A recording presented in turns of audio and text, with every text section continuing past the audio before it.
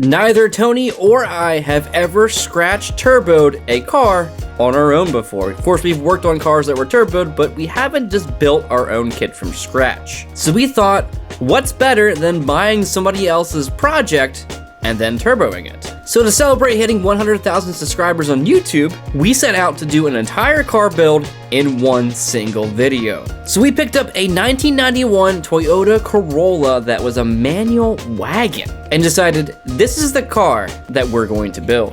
This thing rules.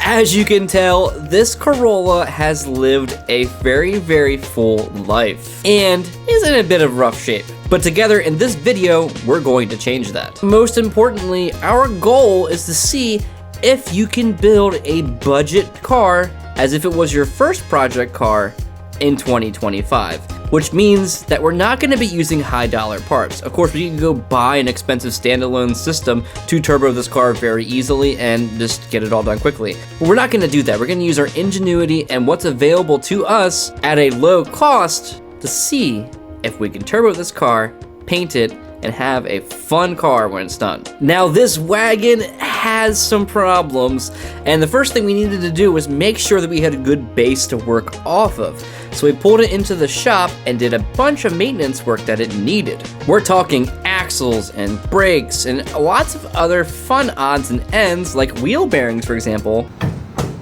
Is that wheel bearing? A few things, yeah.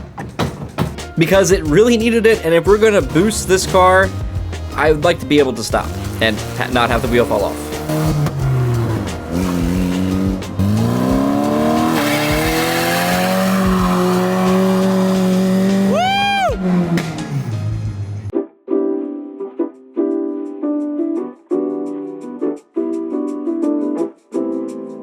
It's go time.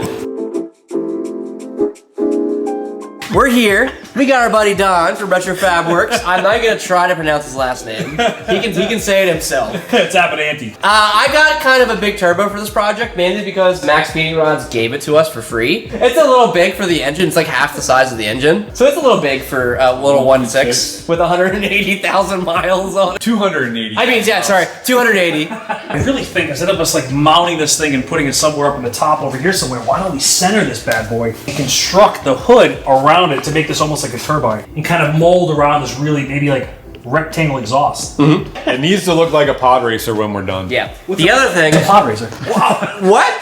What's a pod racer?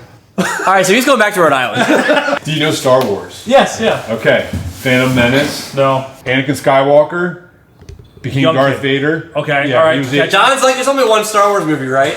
All right. Yeah, I'm losing it. Also, we have this intercooler, and I had the vision of putting it out here and doing like a bash bar and stuff, because we're not gonna be able to fit it in the engine bay. Part of the theme of this video and this whole project is, if we were 16 again in 2025, how would we build a project car and using the skills that we have today? But the parts more so from, when we were 16. Yeah. Yeah, budget and parts, yes, but skill level, no. All the parts that we have, including buying the car right now, we're like $1,500 in. We want you guys to feel like you could do this at home rather than the other projects we do that like take a long time and have really high dollar parts. So my question is, how strange can we get?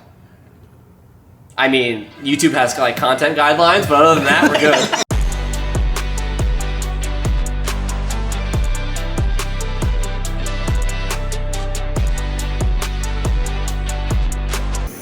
Where does it go? Hey, what are you doing to my speaker? All right, we're ripping this thing out. We're gonna take care of all of our slack and our extra accessories over here, and I want to give myself a nice clean path to start trying to figure out what the heck I'm gonna do with the exhaust. I want to like come up and around and bend it around and make a bunch of hooks, but I want some space to get in. Whoa, it's still hooked up. Oh, jeez, thought I cut it. See if we can cut these. Oh, it hurts me. Ooh, here we go. So we have our turbo here, and we're gonna mount it somewhere in the middle over here. What I'm gonna do is, the headers on this car are actually really nice, so I'm just gonna take the flange down there, make an adapter, and run the turbo exhaust all the way through to power the turbine of this.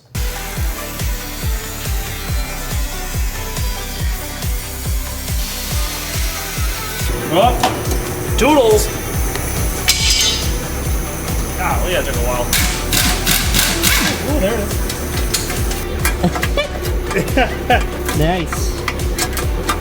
Oh, there it is. How cool is that? Oh, that's amazing. That means all I gotta do is like, well, I still gotta figure out how to go from this to round, but yeah, I don't have to even do anything else. Here we go.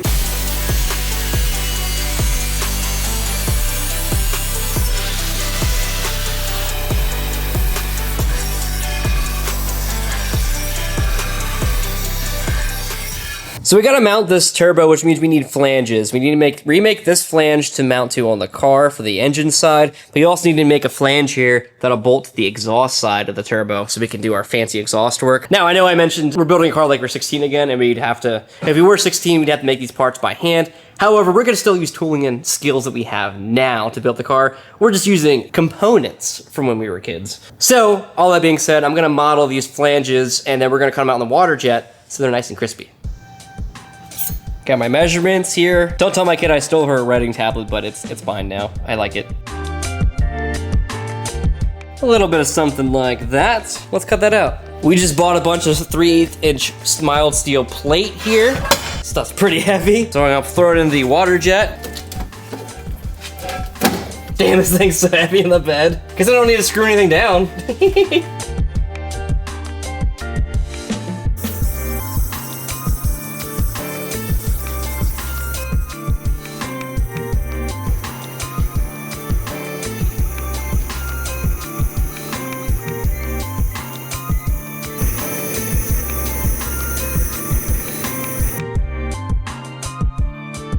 Look at that, it's done. This cut beautifully, but we're gonna change direction and not have a circle in the center. Also, I started and stopped and it made it not fully cut through, which is my fault.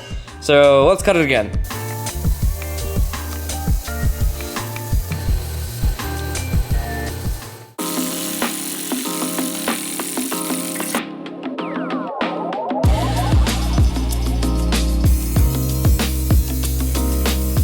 Don, are those like your hangover glasses? No, these are my stylish gentleman glasses. Ooh, they look like they're from the movie The Hangover. I think these are my girlfriend's glasses. Really? Yeah. I missed the shot, sorry Don. No, it's okay. I'm gonna go blend this in and we're gonna have a new flangitos. What does that mean? I don't like that.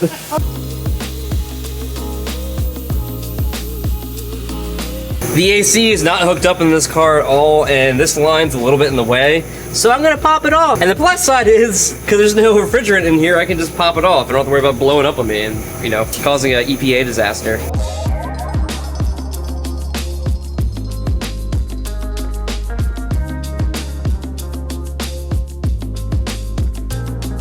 Hey, look, it's Cody! Welcome! Yeah, Cody's here from Eastwood. Dave's coming too. I don't know. I think he got lost on the way over or something. What are you doing? So I'm gonna go around. I'm gonna actually try and tackle these doors together. The skins are all loose. See if there's any other rust repair we can tackle today. Yeah. Just have a fun day at the shop. Yeah, we got a whole car to paint and a lot to do. So We're just gonna dig into it, help out Ryan, see if we can get this project done. heck yeah, Eastwood for the win.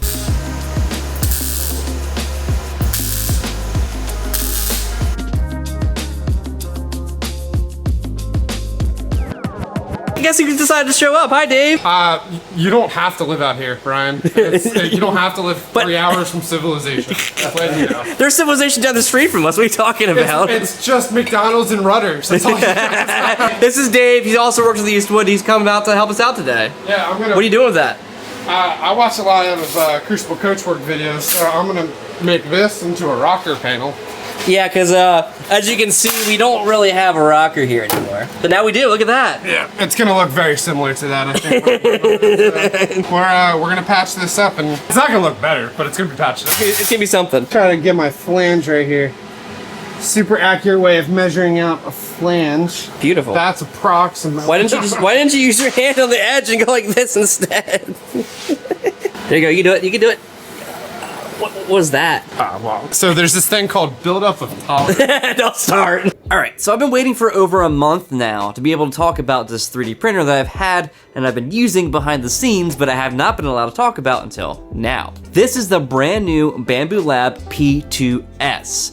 It's redefining and upgrading what the P1S did previously. And to jump to the conclusion briefly, this is now the printer that I'm gonna begin recommending to people who want to get into 3D printing and don't wanna, blow the bank on a multi-$1,000 3D printer. This printer takes everything I love about Bambu Lab and then wraps it up into a little 3D printer that kind of just does it all. Now we're gonna be using this printer to make a couple parts for the Turbo Corolla in this video. I thought it would be a pretty good fit since Bambu Lab has supported us multiple times throughout this past year and it's been a really good channel sponsor. They should deserve a little highlight in the 100,000 subscriber special that we're putting on this week. Now this is gonna be the first time I'm gonna use polycarbonate FR, which means flame resistant or flame retardant. This filament should hold up great as center caps for the Corolla. So once I made the center cap, I threw it into the Bambu Lab software, which also has a bunch of different files, like thousands upon thousands of files that you can select from to print,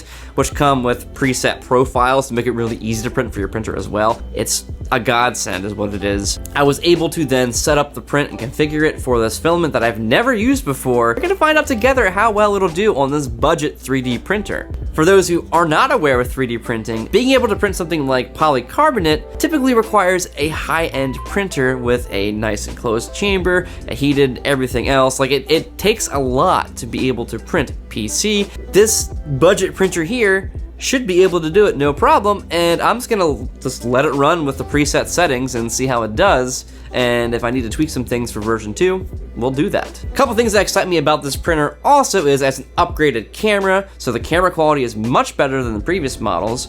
It has the AMS 2.0 Pro on it, which is the AMS system that lets you print multiple colors at once. But not only that, this one also has drying built into it and little vents that open and close and everything else. It's a really neat system. I know a lot of you guys already know about the system because it came out on the H2D, which I have sitting behind me right now. I love my H2D. I love all my Bambu printers. And I'm not just saying this because they're a sponsor. I'm saying this because they're my favorite printing company at this moment. They treat us well. They treat all you guys well. They have great customer service. Their parts are really easy to acquire off their website. Their filament is really affordable. I really like this company. Another thing that I'm really excited about with this printer is, well, with like the X1E and X1C and other Bambu printers that are similar to this one, you have to pop the door open when you don't want the chamber to overheat. So if you're printing with like PLA or PETG and you don't want too much heat in there, you gotta crack the door open. Whereas on this printer, it actually pulls in external air to cool the build chamber, so you don't need to do that anymore. Now the H2D we saw has like a little flap that opens and closes. This one just has like a little air pump and just pumps the air in and cools the chamber to keep it from getting too hot. That right there is a huge win,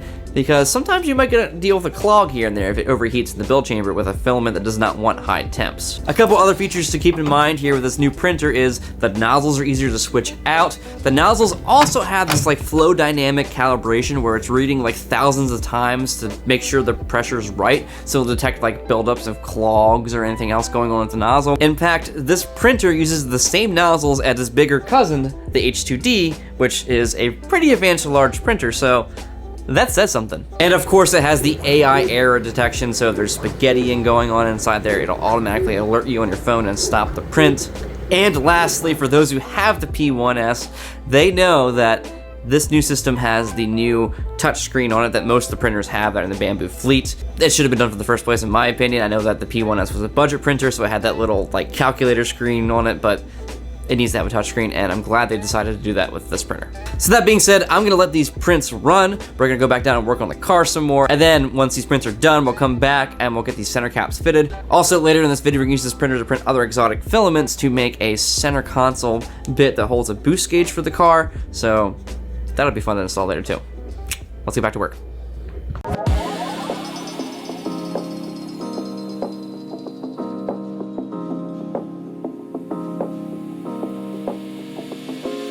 Hello, I am here.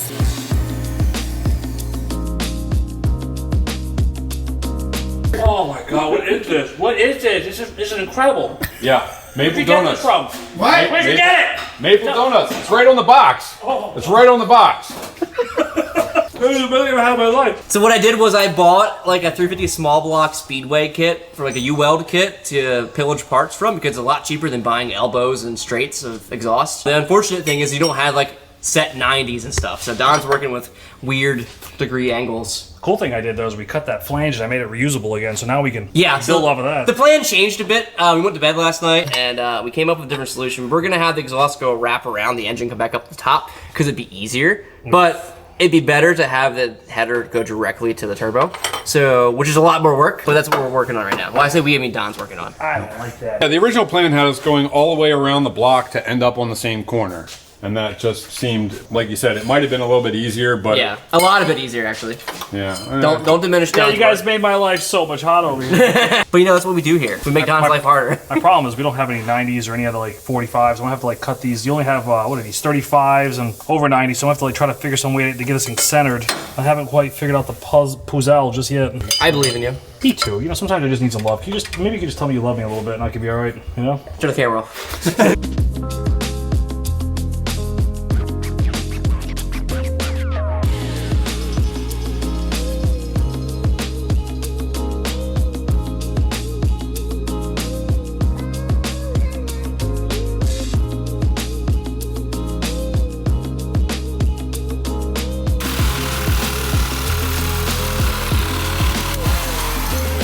An almost rectangle.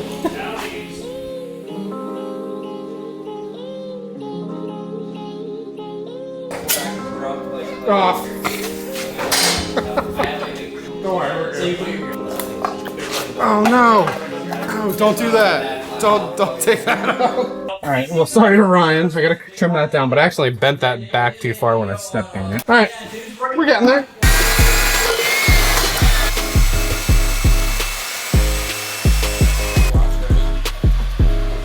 Don't look at me until it's done. So what's the problem?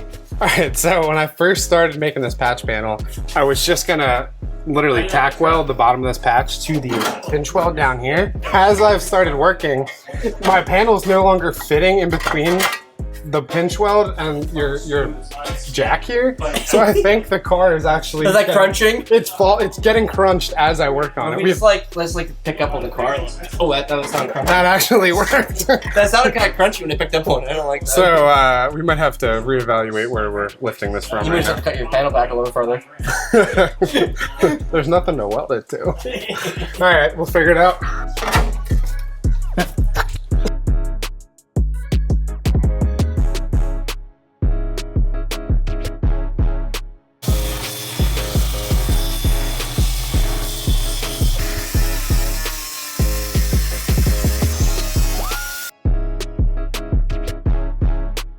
How do we use this, Cody? It's not blue. Yeah, I don't know how this can So are you ever regretting coming here yet? Actually working? Yes. You having fun? Absolutely. All right, so we tipped that flange, but that caused it to be a little wavy. We added a little shrink, tighten it up. That's gonna keep that curve consistent.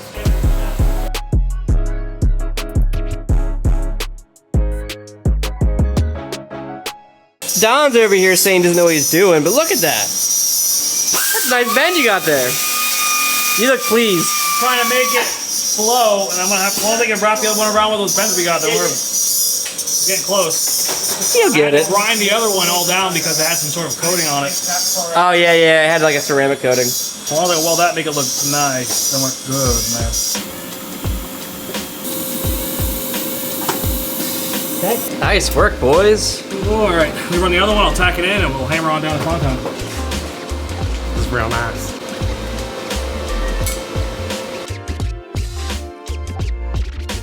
What, Dave give up? Right here. Why is Cody doing your patch now? Because he didn't want to let me wear his helmet. Is that really it?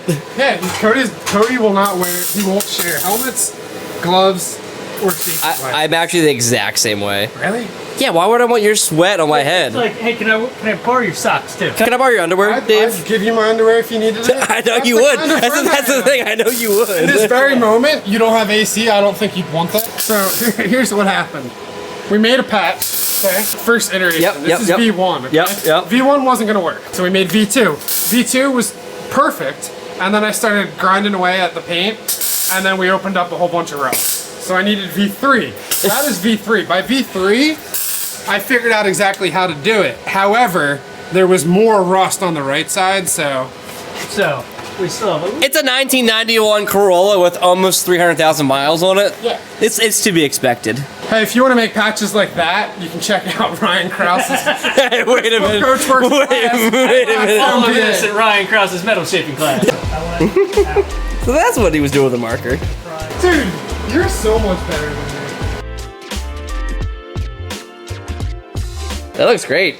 That looks I like good. it. It's gonna be cool. I'm gonna fold it up, and it's kind of equal length. Yeah. It's like we put some effort into it, even though we're just kind of slapping it together. I want people to know that I was here. You know, a little tube McGee. There you go. I know Dave was here apparently. Dave left his mark here. He walked away with a marker and came back. I was like, what'd you do, Dave? It's not just any marker, by the way. That's OEM Select brushes. You can find them right at eastwood.com.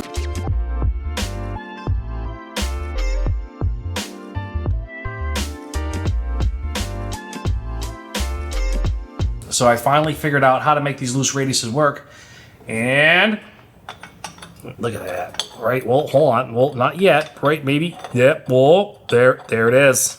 There it is. Wow. A little bit more trimming. Maybe a little bit more trimming over there. Like that? Yep.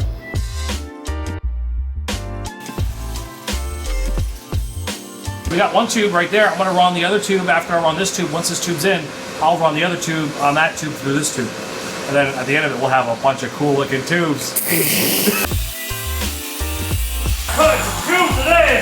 So what we're gonna do is, now that I got my flow here, I actually really like it. It's starting to look like a bundle of steaks.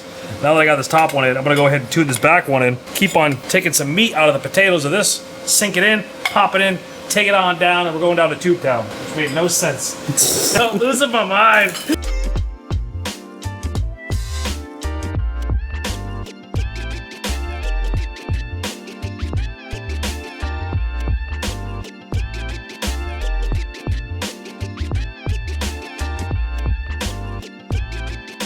All right, last part of the puzzle, last tube goes in, put it in, we'll finish weld it, and then we'll bolt it in. This is pretty cool. It's kind of got a cool shape to it, so it made up for not having the right tubing all and stuff, but yeah, I like it. It's a thing. That thing. Bang. Wow.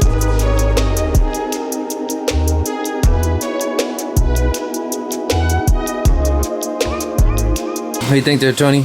I'm cleaning up messes. Looks like there were some problems installing this header the first time for the last guy, and so fixing all those problems so we don't have them, like missing hardware jammed in there that didn't belong in there, that sort of thing. I didn't do it.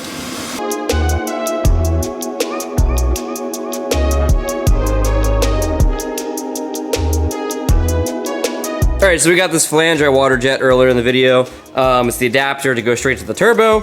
Don's got his header together here. This collector here is from a Volkswagen Beetle exhaust we had laying around, which is why it looks way worse than the rest of the header. But hey, it's gonna work, so what's the matter? So what I'm gonna do now, or what Don's working on, is to make an adapter from this square hole to the round hole here.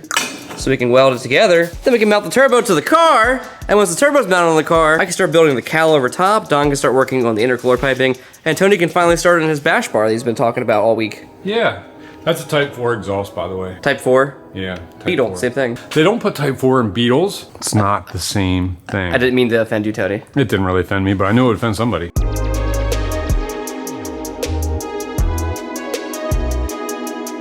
So the other flange you need to make is this 5-bolt flange at the backside of the turbo for the exhaust side. I went ahead and drew that up already. It's loaded into the Wazer here. We could have just bought these flanges for like 20 bucks, but we have the material here and the machine to do it, so we're just gonna cut it.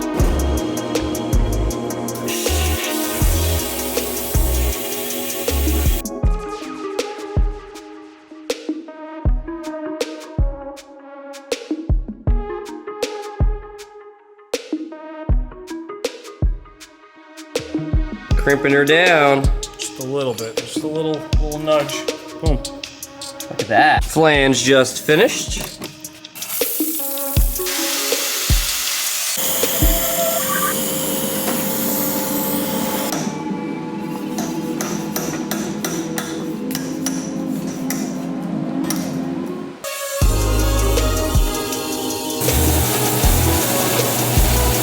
Now, everything's flat. Boop.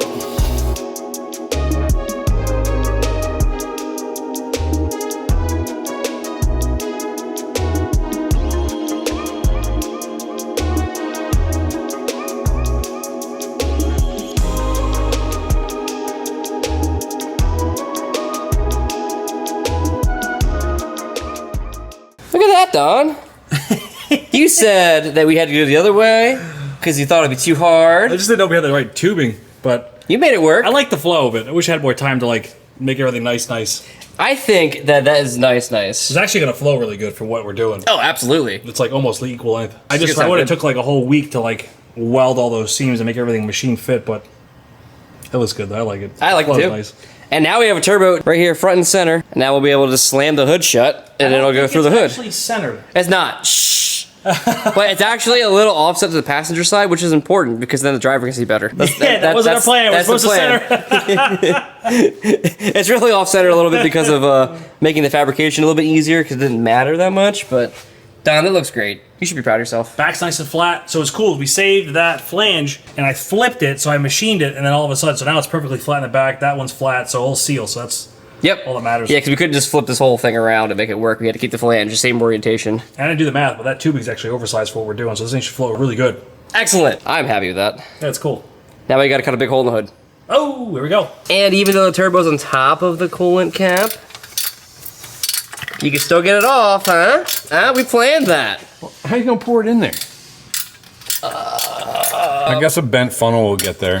All right, so I'm just gonna loosen these bolts so I can reclock this compressor housing so it's pointed that way so we can go into our intercooler and then back that way again. Yeah, I don't want to have the top, the turbo be fully rounded for that cowl we're gonna make too. There we go.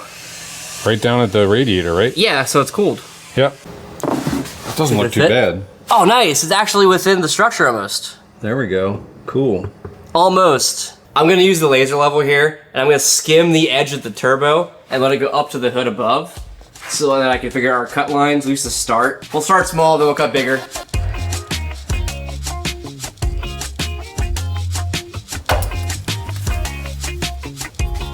I'm gonna stay out of my laser line.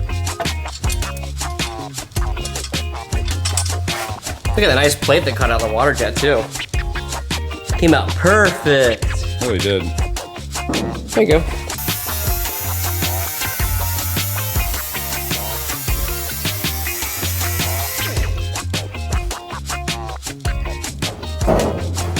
Hello? All right, so we won't cut this out. Yep, let's cut through.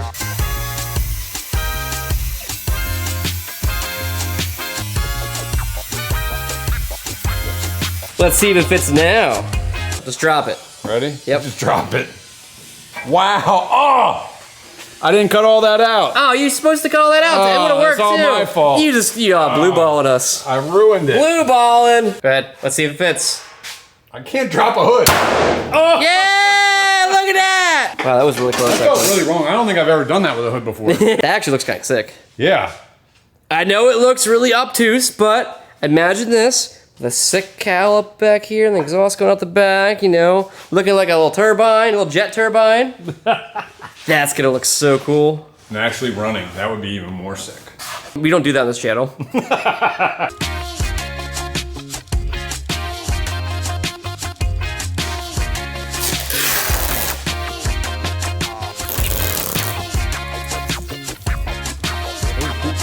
Don's cooking. Really He's cooking. We're trying to figure out what we're gonna do with this. I don't want to just put a bullhorn on it like anybody else would do outside the hood, and these guys also don't like the idea of that. So I'm trying to figure out a way that we could do a tube, make it almost like, I really like fighter jets. I want to do a fighter jet exit. So I take a tube like this, make my shape, then I would sever it in half and then fill it and make some sort of a more rectangular shape on top. Don, this is like your specialty, isn't it? But like pro chargers, not turbos. No, more like racy artistic cars. Yeah. Yeah, I guess you would say, yeah, like racy stuff. Yeah. Crazy stuff. Wait a minute. You've been chanting about tubes all weekend. Why is that, Don? We need to talk about this. I'm building a full tube chassis, all-wheel drive, 59 El Camino. So it's a 59, the old classic shell. It's got a Ford Godzilla in it. The motor's backwards, and I'm making a full tube chassis, but it's all-wheel drive. Wow. Yeah. Is that the place right there? Where? Oh yeah, Retro Fab Works. Yeah, that's Don's channel. You guys need to check that out. Yeah, if you look at that or my name, Don Abinanti, you also see the other car. That's my passion project. I'm taking a Ford Coyote and I put it in my first car I ever owned. We're putting a crank-driven Pro Charger on it. We're going to drive it to Vegas. Hell yeah. Yeah, it's like cool, racy, weird. Hell yeah. This is why I brought Don down, because I wanted him to build our exhaust manifold, because he's the tube guy. All right, it's a new day, and I went to sleep last night thinking about this cowl and the exhaust we need to make for the hood of the Corolla. Don went home last night. He had to go home and go work on his own videos. So thank you, Don, for helping out and getting the header made, because it was a lot of help. So I have some ideas. We need to make an exhaust long enough that the O2 sensor will read appropriately for the wideband and for, tuning reasons. It needs to be, I think, at like 12 to 16 inches-ish. An exhaust at least goes to about here-ish. So the cowl that we're gonna make is gonna go from the front of the turbo probably almost the whole way back to the edge of the hood. So what I think I'm gonna do is I'm gonna make a cowl that I think looks good. So it'd be a shroud around the turbo with vents for heat to come out, and then also the exhaust to come out the back of. So I'm gonna wireframe that first, and then once I'm happy with that, we're gonna cut the hood back so that it matches the cowl, and then we have lots of room for the exhaust to go around, and then we'll figure out the exhaust.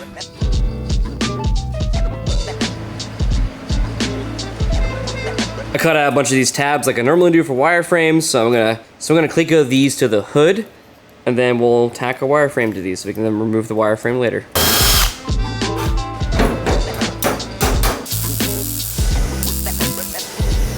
I want to have like the actual compressor housing, like the front edge of it, like visible, so you know it's turbo. I don't want to like hide it all necessarily, because this is a YouTube project, baby. It's gotta look cool at first glance.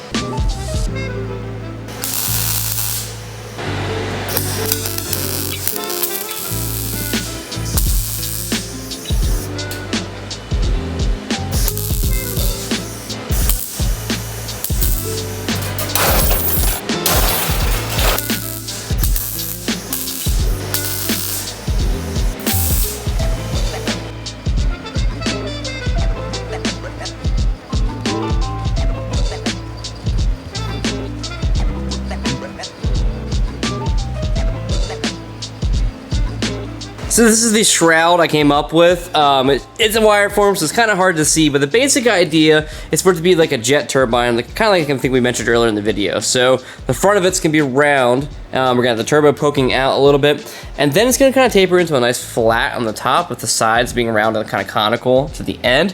And then back here, you'll see there's like a little scallop where it's gonna flare up, and then the exhaust is gonna fit in this space right here in a big like trumpet-like platform. I think the next step is to figure out the exhaust and make sure that's gonna be good where it's at, and then I'll make the shroud around it. So to even do that though, as you can see, the back side of the turbo here is kind of pointing towards the hood itself, so it's kind of in the way. Now that I know my platform for my shroud or cowl or whatever you want to call it, I'm going to take it back off, and then we're going to cut out the rest of the hood here, and then we can begin making our exhaust.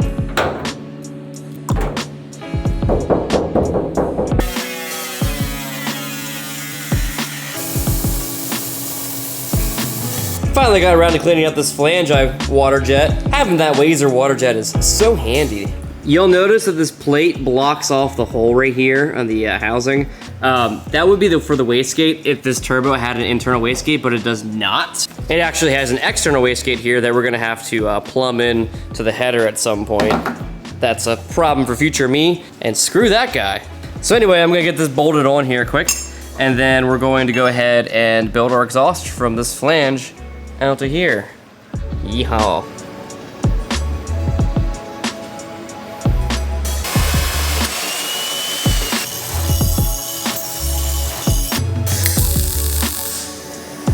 So Don's idea was to split this tube like this and then patch between to make a big trumpet shaped exit for the exhaust. I agree with that with some modifications. So what I did was I split it further, and if we go about like right here, we can make that radius kind of match up here to what I started. So I'm gonna trim this thing down a little bit, at least get it tacked into place and get a look at it. But I've already marked this curve right here, so I'm gonna grind these down here, then we're gonna tack it to the tube, and then we can just triangulate in with some pieces of metal. It's not really a big deal.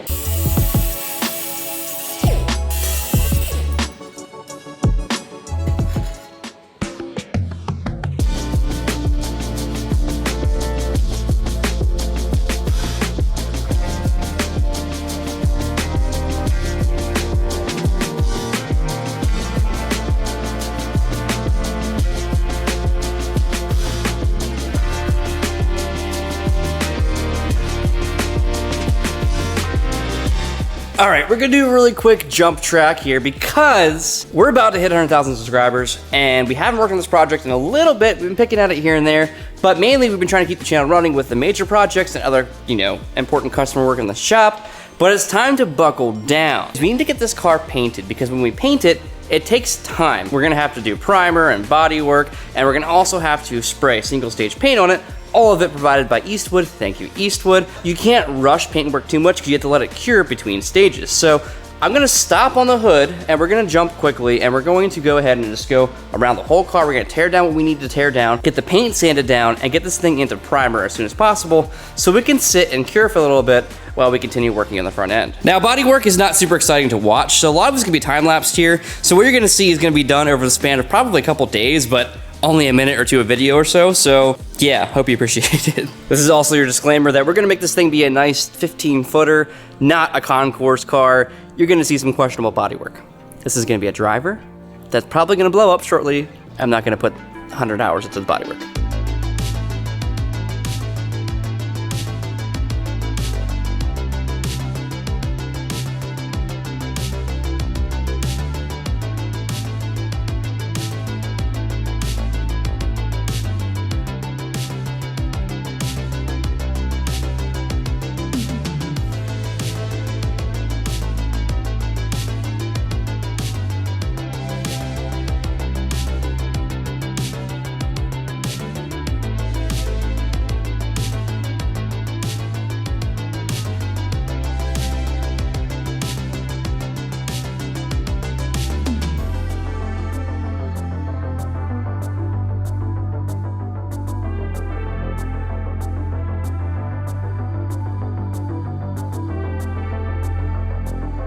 I guess I'll put this in Tony's car instead.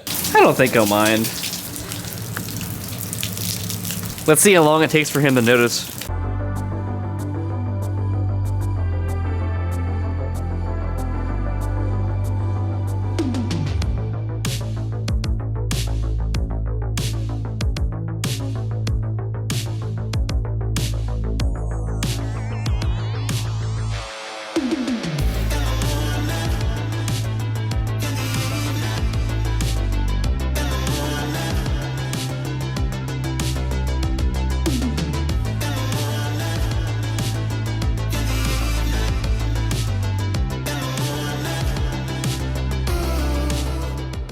I have never shortcut painting a car this badly in my life, but now I understand why people do it, and it's because it takes like no time to get a car prepped for paint. Like, holy cow, I have about a day's worth of work into getting this car ready to be primed, and I would probably still be tearing it down right now if I did it the right way. So as much as it pains me to be doing this, it fits the car. It's an $800 car with almost 300,000 miles on it. It's okay. I just want it to look different, and it's gonna look different. Now, to continue the whole budget project, can we build a cheap first project car in 2025? We're gonna be using roll-on primer, which is really good for you to use at your home if you don't have a paint booth. This is the Eastwood OptiFlow primer system.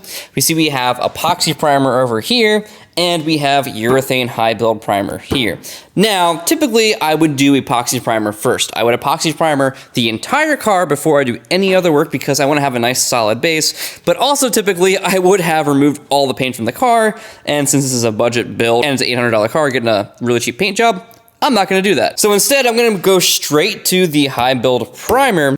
So we're gonna do like 4 to 5 coats of this primer, and it's gonna be rolled on with like typical paint rollers here they have in the system they have. We're gonna give it a try for the first time. I never used it before. And I'm just gonna coat the entire car with this primer as a base to work off of. And then we'll do a little bit of filler work here and there. Then we'll just spot prime those spots right before paint. Now, as a professional, I feel obligated to say, this is not the way I would do this ever on any car I actually care about. This is a car I just wanna transform to look different very quickly.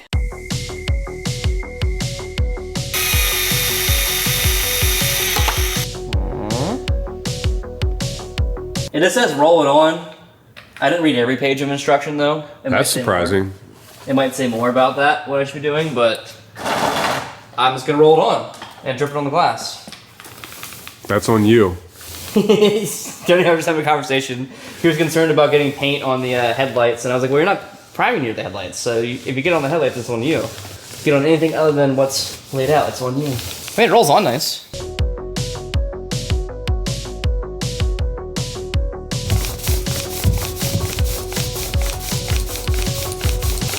This is sick. Well, that roller's toast. That's on you. Shut up.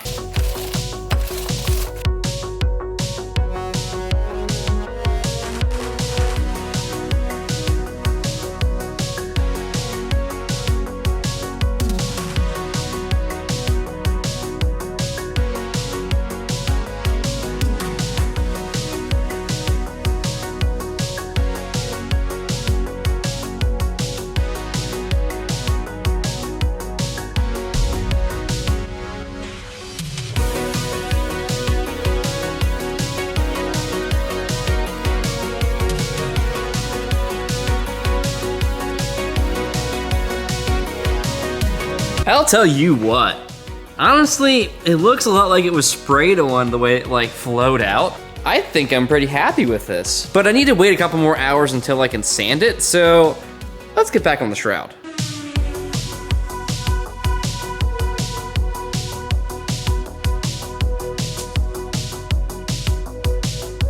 So before I make the outside shroud, I need to finish the exhaust because it's gonna be a lot easier to do now before the shroud's in the way. And then also in case I need to change the shroud design to make the exhaust work, because it's just preliminary splicing going on here. But this is gonna be like a little bit like that. I'm gonna cut it to match the top shape up top. And then we're also going to lay the back wider to be like a trumpet in the back.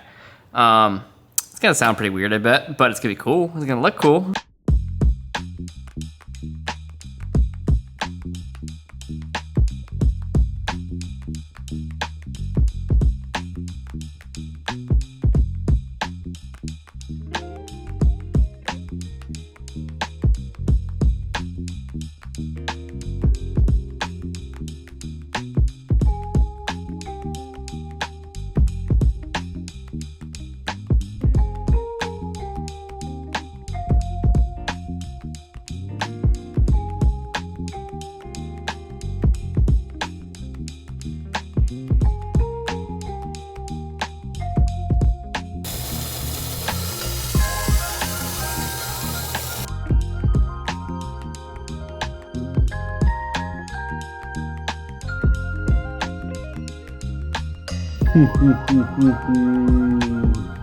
Oh yeah.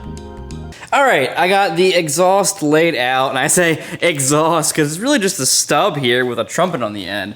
I don't know what this is gonna sound like. This engine is tiny. The turbo is like a quarter of the size of the engine. So I'm hoping it's more turbo sound. It might sound really weird. I don't know, but it does look really cool. So before I make the shroud, the other thing we want to figure out is to make sure that we can get the components that we need to turbo this to actually fit underneath the shroud.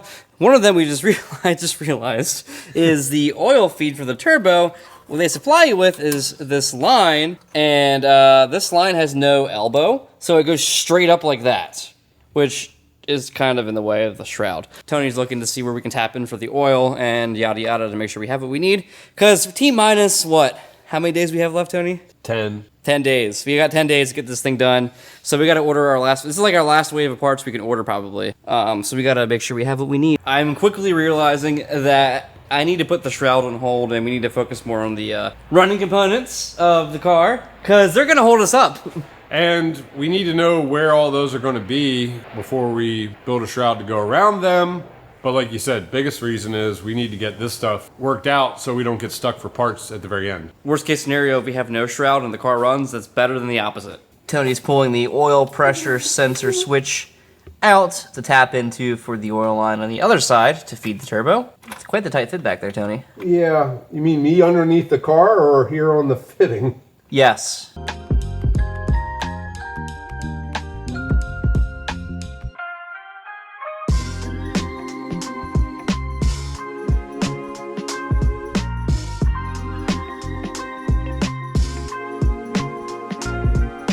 Hey, you know what they say? The car that's painted with the bumper still on, and the mirror's still on, and the door handle's still in, and the rear bumper's still on, and all the trim's still on. That's the best paint job you could possibly do. That's what they say, right, Tony?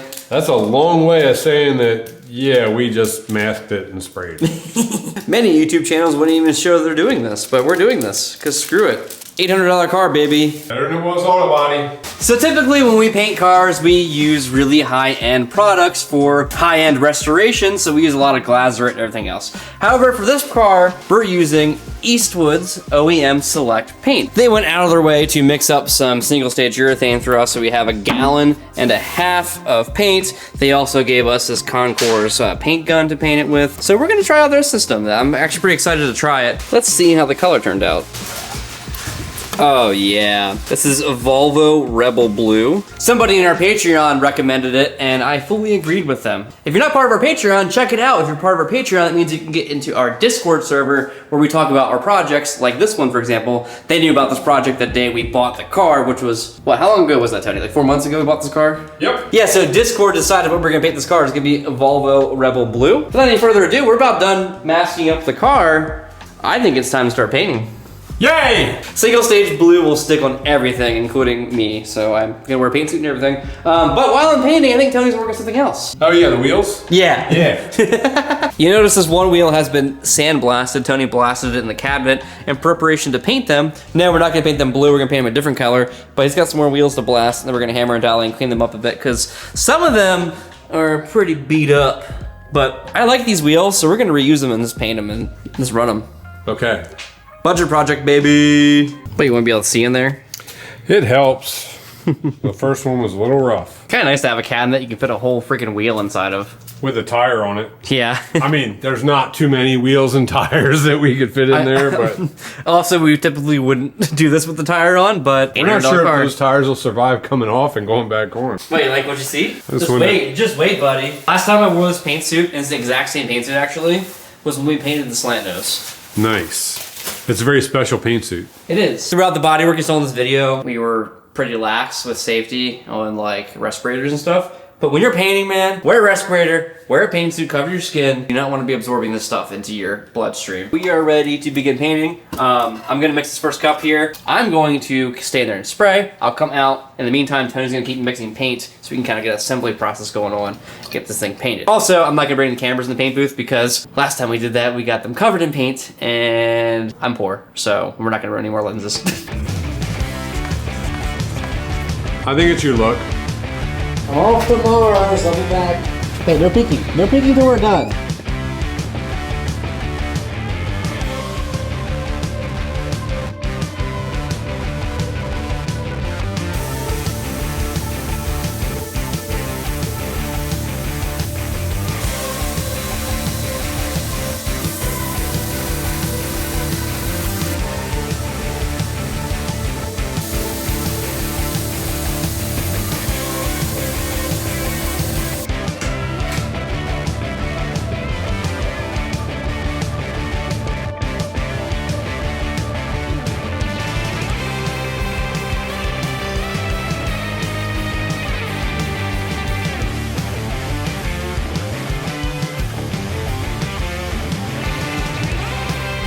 Well, the Corolla is definitely blue now. Yeah, sure, there's dents all over it and stuff, but that's not the goal here. The goal is just to make it blue quickly, and it is now. So, check mark. Obviously, we still got to do the hood yet, and I will do the hood once we get the car running and we get the cowl figured out. What I want to do next is get the wheels painted. All right, so after Tony got these wheels blasted, I painted them white.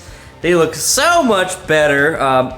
Better than it was auto body in the house, baby. We also got a set of lugs because the other lugs were just completely trash. So we're gonna slap these wheels on, get this thing out of the booth, then I'll show you what's next.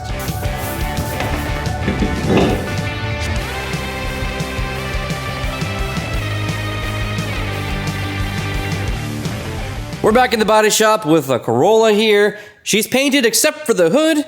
So now it's time to make a hard decision. I'm gonna be honest with you guys, and many of you probably already knew this, but this turbo is very large for this car, And we have some reservations as to whether or not it's gonna blow up immediately. Knowing that, we're gonna focus on getting this car running first, and then afterwards we'll refine it. So what's going to happen now is we're going to bypass doing the intercooler. So originally we're gonna have the intercooler come out the front of the car here and do a whole bash bar setup. That's a lot of work for the car to just immediately blow up. So what's gonna happen instead is, so right now the turbo goes to this direction because it's gonna go down through the engine bay, piping is gonna come out to here, intercooler to the front, back up through. So instead what we're gonna do is I'm gonna clock the turbo this way so the piping can run this direction, straight down around here, and straight into the intake for the engine. It shouldn't be a problem with like it blowing up necessarily. It'll just save us time. Sure, it'll get heat soaked over time as well, but we're also gonna be pulling air directly from outside the car, so it might not be a problem in the long run anyway. So let's get it running first, and then we'll deal with the intercooler later.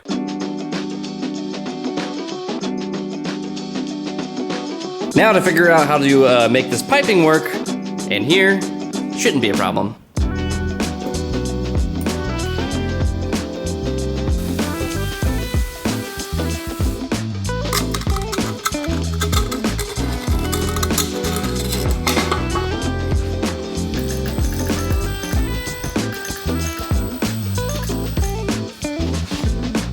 Man, you can't get much better than that.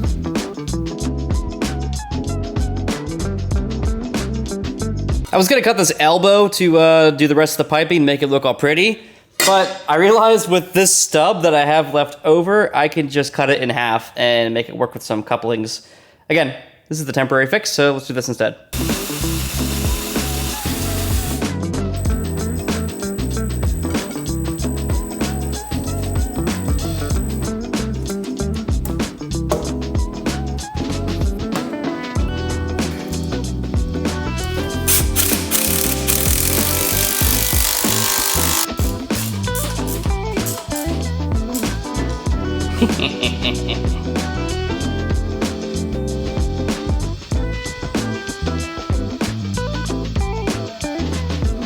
Hey Ryan, so what's this piece of pipe for?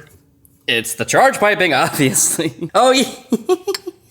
Well, that Maybe works. we want to use this one instead. Hey, it'll fit actually almost a little better because it's slightly longer. But yeah, that's for the blow-off valve. We're gonna need that, huh? Yeah, we should have that. Speaking We of, don't want those blow-off valve noises.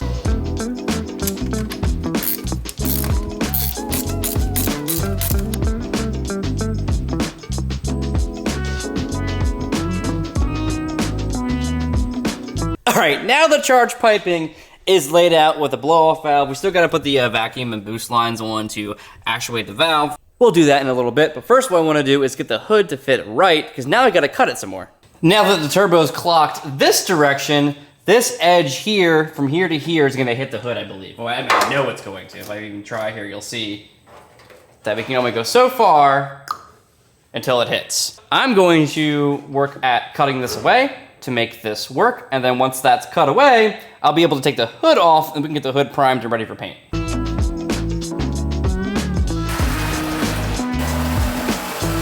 All right, and there we go.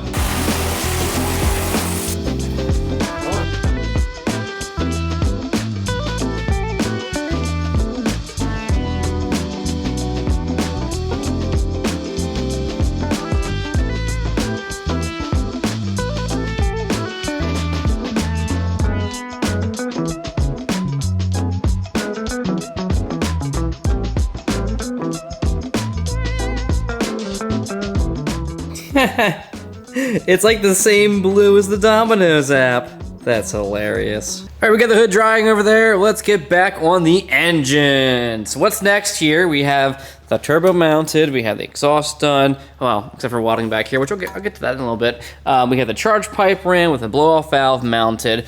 The other major port that we need to do is the oiling system for the turbo. So what we're gonna do is, we did end up getting an elbow that'll fit here underneath the shroud. So I'm gonna tap into this elbow, we're gonna run it down. It's gonna go down into the oil pressure center down below down here. But the other thing we need to do is the oil return. For those who do not know, your turbo needs oil. It needs fresh oil that's pumped in from the crankcase or the oil system in general, and then it's gonna get returned back through. It's like a closed loop. So what we need to do is have a return. So on the underside of the turbo here, right here, there's gonna be a fitting of a thick braided line that runs down. And what's gonna happen is we're gonna go underneath the car and we're gonna tap into the oil pan. So what we need to do first here is remove the oil pan so we can put a bung into it that we can then tap into for that line. All right, first things first, let's get the oil draining. I don't know how old this oil is, but we're gonna replace it anyway. And then to drop this pan here, we're gonna have to remove the flex pipe here that someone put in for the exhaust. And then there's a cross member underneath here that the transmission mounts to that we're gonna have to remove as well. Got the transmission braced. Let's pop off that cross member now.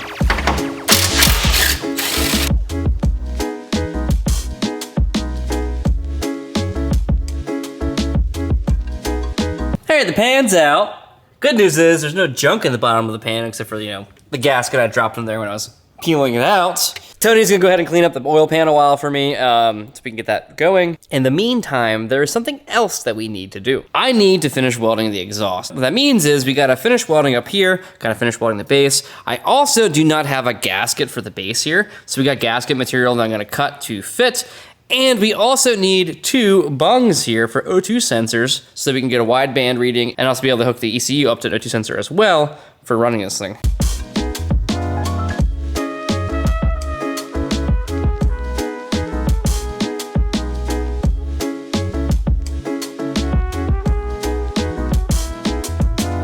Gonna weld these bungs in.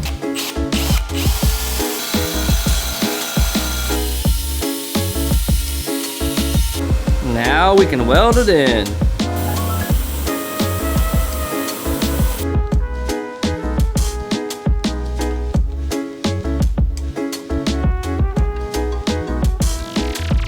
It kind of fits. The funny thing is these two came together and this doesn't really quite reach. Oh, I see. Well, that's what zip ties are for. We got a cheapo, like $100 eBay headlights. And by $100, I mean $100 for both sides, plus the corner markers for this car, because the other ones are all beat up. They do look pretty sick. Yeah, they'll look good. We just, like you said, need some zip ties and glue to get them in. This is too hot to do anything with still. I'm gonna let it cool for a little bit before I make the gasket. But in the meantime, Tony brought the oil pan back. The gasket surface is cleaned up some, but the oil's out of it. So I can do our bung quick and weld it in. Then he can keep cleaning it up. The idea is to have the oil return up high enough that's not submerged in oil. So I think I'm gonna do it like right here, because on the back side it's nice and smooth. It's above the baffles here and the pickup. So I'm gonna drill a hole right here. I'm gonna weld it in the inside, make sure it's nice and solid, and then we'll keep going.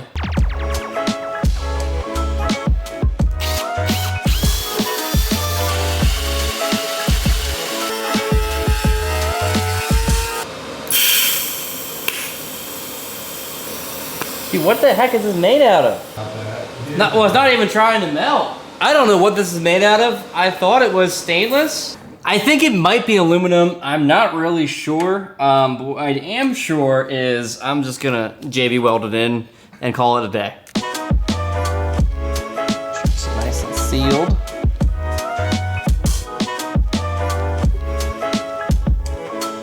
Beautiful. Now that the exhaust cooled down, we have this material here that I'm gonna use to make a gasket for the backside of the turbo. So what I'm gonna do is I'm gonna lay it on here, and then I'm gonna hammer around it to get the shape. We're gonna cut it out, punch the holes out, and then we'll have a gasket.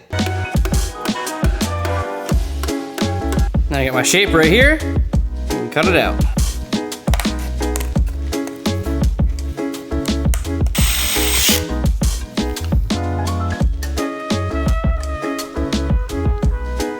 That'll work.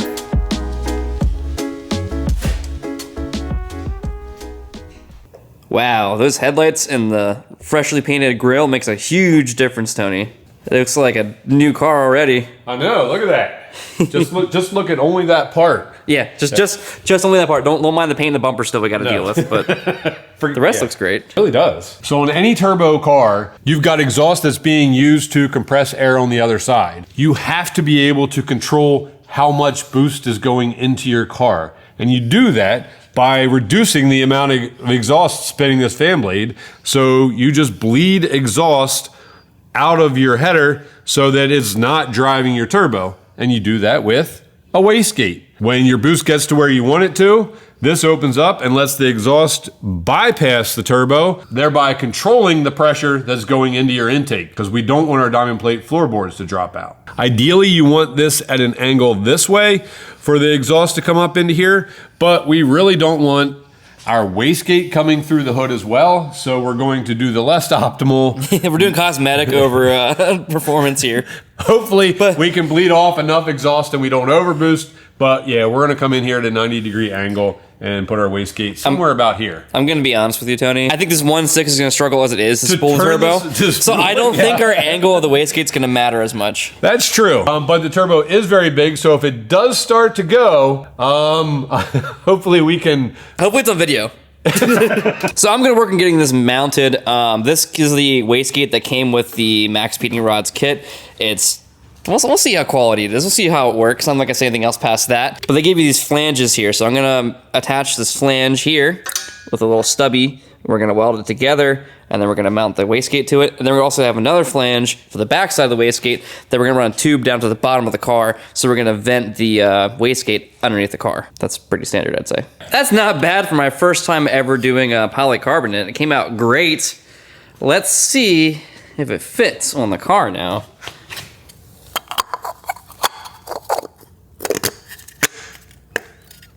Oh yeah, that's awesome.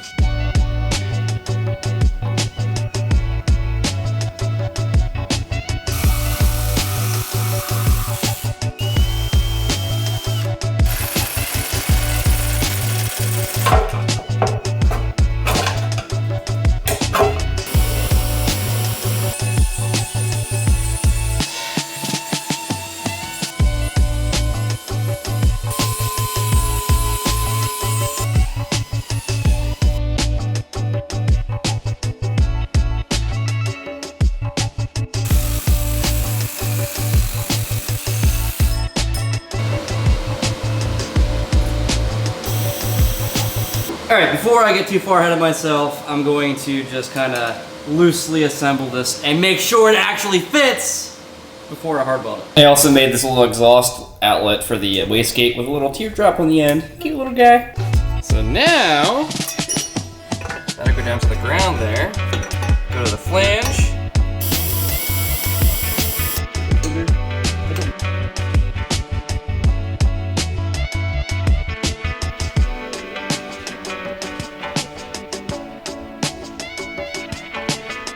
Don't tell anybody, but I did end up making this because it's all mild steel, so it doesn't matter. And welding up in here with the TIG would be really, really tough. So I made it easy on myself and did it in about 30 seconds. So now we can do the final assembly and get the header back on the car with all the gaskets, and the exhaust side should be all done. So we need an oil supply line for the turbo, and we're going to get our oil from the block where the oil pressure switch screws in.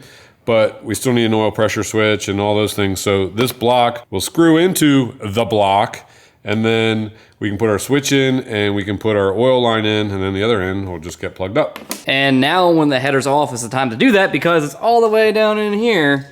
And with the header out of the way, it's much easier.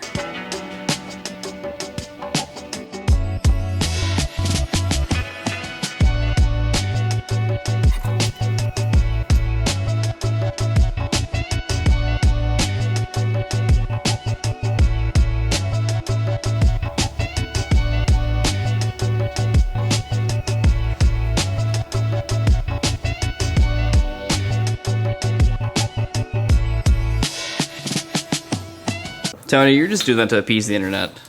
Yep, that's it. His car does not Oh matter. wait, look, doesn't fit. Gonna have to use my Knipex. It's an adjustable wrench. It goes straight up and down. It doesn't go at an angle. Right, and when you put these on there, like it locks in. There is no slippage at all. Tony is fully locked in. Yep, ready to go. And grab another set of Knipex. Probably should have lubed that first. Yeah, probably should have. All right, we're just about wrapped up with doing the engine-related bits to get the car running. Tony's working on the oil pan, and then we're gonna get the drain connected to that. And then just like odds and ends to get the boost controller on and everything else. We'll go over that in a little bit. But in the meantime, I'm gonna work on something else that we need to know what's going on in the car. What I'd like to do is put a boost gauge down in this area. So what we're gonna do is we're gonna 3D print a little module that'll hold the boost gauge right here. We're gonna 3D print a thing to slide in there and make this work.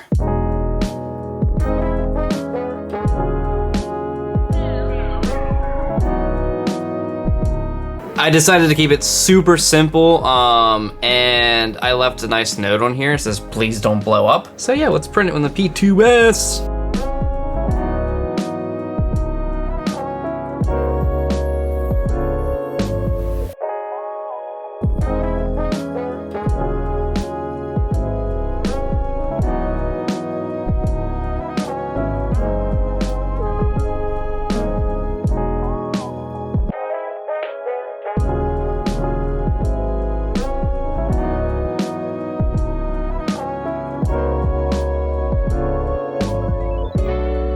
Check this out. I ended up doing it in PET G carbon fiber. Came out nice. This should be a nice snug fit.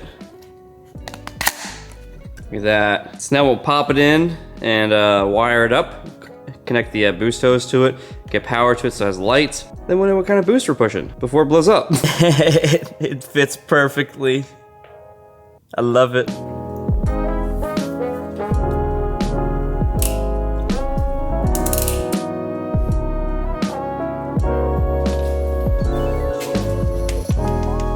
So we had asked you guys about sending us stickers to put on this car, and now they're on the car.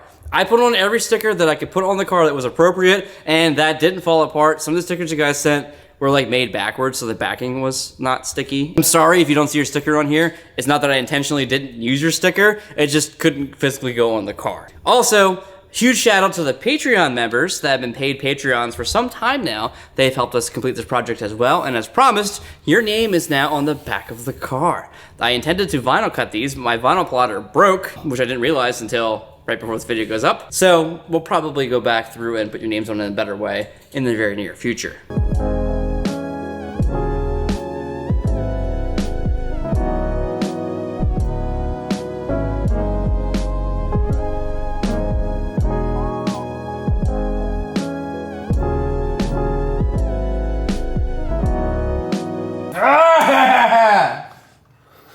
I can't hear the click because Ryan won't shut up. Wait, hang on. I think I found the relay clip for you. Well, listen, right? Is that it? All right, so the original intent for fuel enrichment on this was to use a super AFC, just like I used on my Eagle Talon. But even though this is almost the exact same year as my Talon, it uses a different type of system to regulate fuel. It uses a MAP system, manifold pressure, instead of mass air flow. And so the Super AFC doesn't work. It made it much tougher. And so holding true to the rest of this car, we're going to work with what we have instead of the best thing that you could use. And that got interesting. For us to add extra fuel under boost, we couldn't let the ECU do it. And so we've tied into the cold start injector, which will just spray raw fuel into the intake at our specified boost level. And that's adjustable. So if it's too rich when it kicks on, we can back it off. And if we need it sooner, we can do that too. Earlier, I put two O2 sensor ports into the exhaust stub here. This is one's going to be for a wideband, which I'm going to put in right now. We'll hook it up to our Innovate there. And that'll tell us if the car's running too rich or too lean. It'll help us adjust correctly. Not that we have a lot of correction we can be made, but. There we go, I'm going now. Don't want the tips to touch. Yeah. The O2 sensors, I should have staggered the O2 sensors, I did not. But they're not touching each other, so we're good. So this is an Innovate Motorsports wideband. It does more than just wideband, it's what we use it for. Let's see if it starts. Let's hit that cold start injector.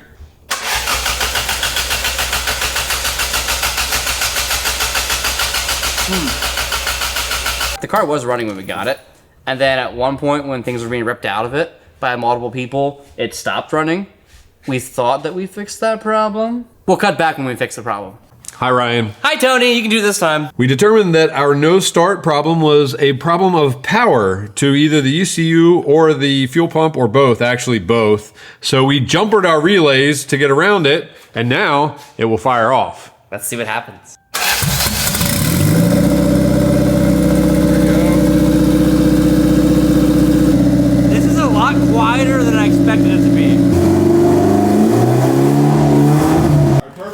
spinning. Wait, it stopped spinning? Yeah. It's not spinning at all? No, it like every now and then, yeah, it kind of stopped. Oh, it's feels a little funky. The more you revved it, That's interesting. It's loose now. it's losing. Oh, okay. No, Maybe we it's just need to just wear it in some. Is that how that works with turbos? Yeah, that's it. I'm gonna start it again and see what happens. All right.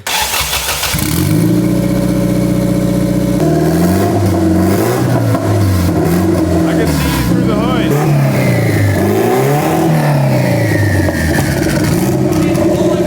Yep. That second time, a little bit of revving and stuff and warming up, it's starting to spool and it shoots flames up the exhaust. And a little bit of oil. Yeah, the oil's all over the windshield now. Don't use the wipers in this car.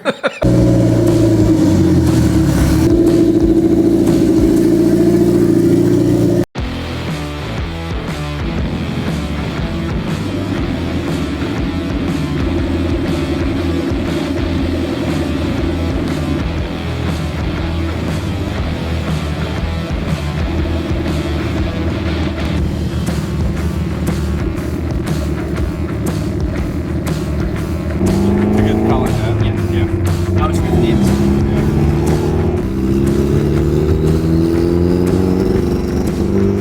We almost got the boost that time. Almost.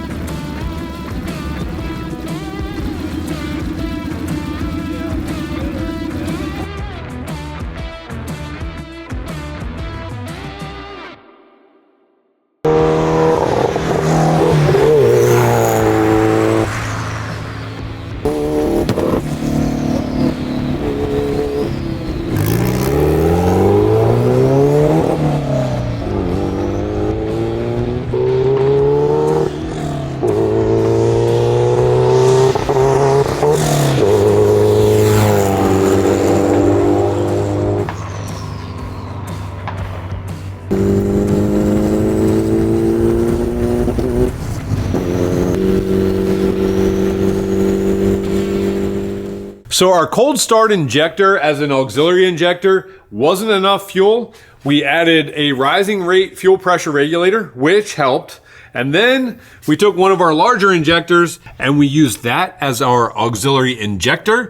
And with that much fuel, it definitely started boosting. We saw boost go as high as maybe 0.7 bar or 10 PSI. So a good amount of boost for this engine that's got 280,000 miles and really isn't made for any boost at all. So keeping in line with the whole budget thing and using what's available to us, this has been tuning with a car that we cannot tune the injectors individually because of the fact it's a map sensor car, meaning that we had bought these bigger injectors with intentions to use them with the SAFC tuner. Can't do that. We added that injector for more fuel. We're gonna add an additional injector for even more fuel with another boost sensor to have it kick in at later on in the boost so we can keep climbing with our boost.